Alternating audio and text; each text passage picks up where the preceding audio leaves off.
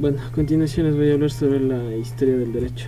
La historia del derecho como una ciencia, hasta que Alfonso García Gallo escribió su crítica compuesta por una serie de observaciones que destacan la problemática de considera de la historia del derecho como una ciencia histórica. Además atribuyó la crisis de la historia del derecho a la aplicación estricta de métodos de historia general a una disciplina que poseía una naturaleza peculiar, incompatible, en cierto modo, que los métodos y la técnica es una ciencia madre del derecho. No era más que una especialización de la historia general, de manera que se utilizaría el método histórico crítico propio de la ciencia histórica, del venir de la historia del derecho.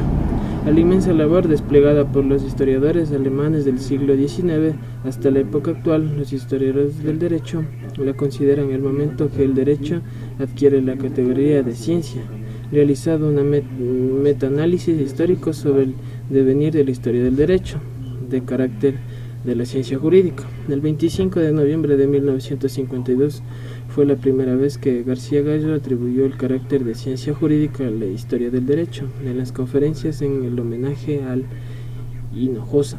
Este sería el punto de inflexión que marcaría el comienzo del debate de los historiadores del derecho sobre su propia disciplina. Sería el propio García Gallo quien defendería de carácter sustantivo o esencial de las persistencias de lo jurídico, de lo que hasta entonces era considerado como una manera característica, adjetiva y planteada, el rechazo de la interpretación dogmática que convertía a la historia del derecho en una simple sucesión de sistemas. El objeto del estudio. La historia del derecho se ocupa hasta la historia de formulación, aplicación y comentarios del derecho y la historia de las instituciones sociales reguladas por él. De esta manera se integran la historia del mundo del derecho obtenida de textos jurídicos y la historia de las instituciones, bien sean públicas o privadas. Especificación material. Se dice que la norma moral que está excluida en lo referido en los usos sociales existe mayor desacuerdo, pese a que la mayor parte de los historiadores jurídicos toman su base en la distinción realizada por Ortega y Götze en sus sociales, fuertes y débiles. No existe animosidad a la hora de precisar con claridad el ámbito material de que se ocupa la historia del derecho.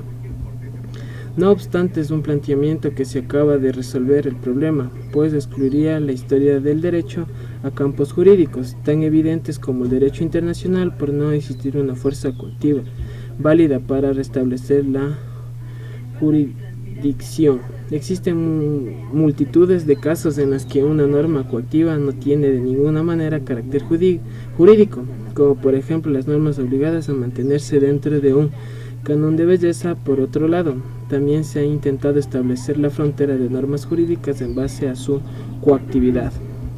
Otros actores van más allá y aportan una serie de rasgos que consideran innecesarios para la existencia de la materia jurídica. Así puede considerarse que las consecuencias derivadas de las infracciones de la norma, que incluyen a una conducta distinta y clara del infractor, modificaciones en el rango jurídico social o la satisfacción de una pena, son en principio normas jurídicas.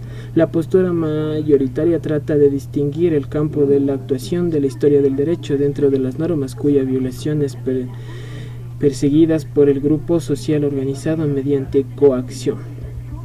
Especificación espacial.